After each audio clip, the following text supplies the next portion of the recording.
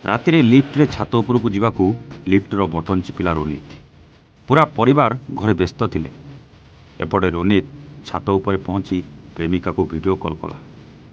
ଆଉ 8 ମହଲା ବିଶିଷ୍ଟ ଆପାର୍ଟମେଣ୍ଟ ଛାତ ଉପରୁ ତଳକୁ ଡେଇଁ ପଡ଼ିଲେ।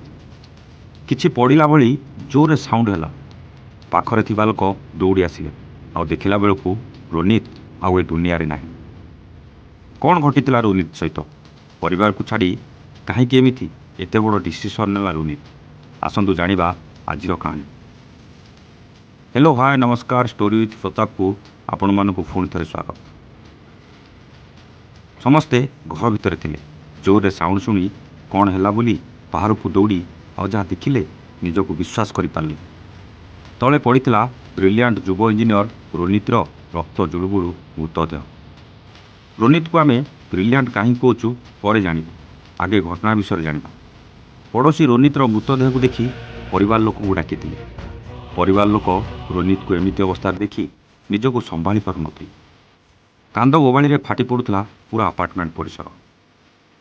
ଏତେ ବଡ଼ ବ୍ରିଲିଆଣ୍ଟ ଇଞ୍ଜିନିୟର କାହିଁକି ଏମିତି ପଦକ୍ଷେପ ନେଲା? ପରିବାର ଲୋକ କାରଣ ଖୋଜିବା ଆରମ୍ଭ କଲେ। ମୋବାଇଲ ଆଉ ଲାପଟପ୍ରୁ ଯାହା ତଥ୍ୟ ମିଳିଲା, ପୁରା ପରିବାର ମୁଣ୍ଡରେ ହାତ ଦେଇ ଦେଇଥିଲେ। ରୋନିତ ଜଣେ ଇଞ୍ଜିନିୟର ଥିଲା ଆଉ ଭଲ ଷ୍ଟୁଡେଣ୍ଟ ବି ଥିଲା। ଏମିତିକି ୱାର୍ଲଡ ର୍ୟାଙ୍କରେ 95 ନମ୍ବର ସ୍ଥାନରେ ଥିଲା ତା ର୍ୟାଙ୍କ। ସଫ୍ଟୱେୟାର ଇଞ୍ଜିନିୟରିଂରେ ସେ ମାଷ୍ଟର ଥିଲା।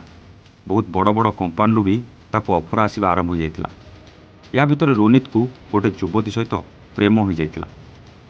ରୋନିତ ସେ ଯୁବତୀକୁ ବହୁତ ଭଲ ପାଉଥିଲା। ତାକୁ ତା ସ୍ୱପ୍ନର ରାଣୀ କରିବାକୁ ଚାହୁଁଥିଲା। ସେଥିପାଇଁ ସେ ଯୁବତୀ ତାକୁ ଯାହା ମାଗୁଥିଲା ସେ ତାକୁ ସବୁ ଦେଉଥିଲା। ଖାଲି ସେତିକି ନୁହେଁ, ଗୋଟେ ଜିନିଷ ମାଗିଲେ ଇଏ 4ଟା ନେଇ ଦେଉଥିଲା। ଯୁବତୀ ବହୁତ ଚାଲାକ ଥିଲା। ରୋନିତ ପାଖରୁ ସବୁବେଳେ କିଛି ନା କିଛି ମାଗୁଥିଲା।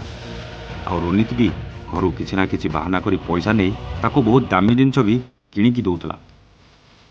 ରୋନିତର ବାପା କହିବା ଅନୁସାରେ ରୋନିତର ସାଙ୍ଗମାନେ ତାକୁ ଯାହା କହିଥିଲେ ସେ ମଧ୍ୟ ଆଶ୍ଚର୍ଯ୍ୟ ହୋଇଯାଇଥିଲେ। ସେ ଯୁବତୀ ରୋନିତକୁ ଯଦି ଗୋଟେ ପିଜା ପାଇଁ କହୁଥିଲା, ରୋନିତ ପ୍ରେମିକାର ମନ ରଖିବା ପାଇଁ 4ଟା ପିଜା ନେଇଯାଉଥିଲା। ରୋନିତ ପ୍ରେମିକାର ମନ ରଖିବାକୁ ଅଲଗା ଅଲଗା ଫ୍ଲେଭରର 4ଟା ପିଜା ନେଇଯାଉଥିଲା। କିନ୍ତୁ ସେଦିନ କ'ଣ ହୋଇଥିଲା ରୋନିତ ସହିତ କେଜାଣି ସେ ବହୁତ ଅପସେଟ୍ ଥିଲେ। ହ୍ୟାଣ୍ଡସମ୍ ରୋନିତ ଆଉ ରାତିରେ କାହାକୁ କିଛି ନ କହି ଲିଫ୍ଟରେ ଛାତ ଉପରକୁ ଯାଇ ନିଜ ପ୍ରେମିକାକୁ ଭିଡ଼ିଓ କଲ୍ କରି 8 ମହଲା ତଳକୁ ଡେଇଁ ପଡ଼ି ନିଜ ଜୀବନ ହରାଇଥିଲା।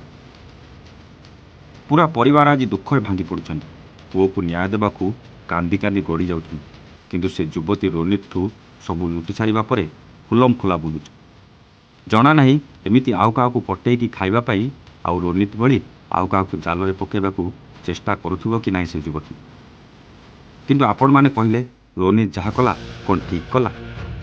ନିଜ ପରିବାରକୁ ଦୁଃଖ ସାଗରରେ ଭସେଇ କେମିତି ଏମିତି କାମ କରିପାରିଲା? ଏମିତି କରିବା ପୂର୍ବରୁ 10 ମାସ 10 ଦିନ ଗର୍ଭ ଯନ୍ତ୍ରଣା ସହି ଜନ୍ମ କଲା ମା କଥା ଥରେ ମନେ ପଡ଼ିଲାନି ତାର? ମନେ ପଡ଼ିଲାନି ସେ ବାପାର କଥା, ଯିଏ ସବୁ ଅଳି ସହି ତାକୁ ଏଡ଼ିଟରୁ ଏଡ଼ିଟେ କରିଥିଲା? ମନେ ପଡ଼ିଲାନି ସେ ଭଉଣୀ କଥା, ରାକ୍ଷୀ ଆସିଲେ ସେ ଆଉ କାହା ହାତରେ ରାକ୍ଷୀ ବାନ୍ଧିବ? ଏଇଭଳି ଯୁବତୀମାନଙ୍କ ପାଇଁ ଏମିତି ଅନେକ ରୋନିତ ବି ଅକାଳରେ ଝରି ପଡ଼ୁଛନ୍ତି। ଏଭଳି ଝିଅମାନଙ୍କ ଠାରୁ ଦୂରେଇ ରହିବା ନିହାତି ଦରକାର। ଏଭଳି ଯୁବତୀକୁ କେମିତି ଦଣ୍ଡ ମିଳିବା ଦରକାର?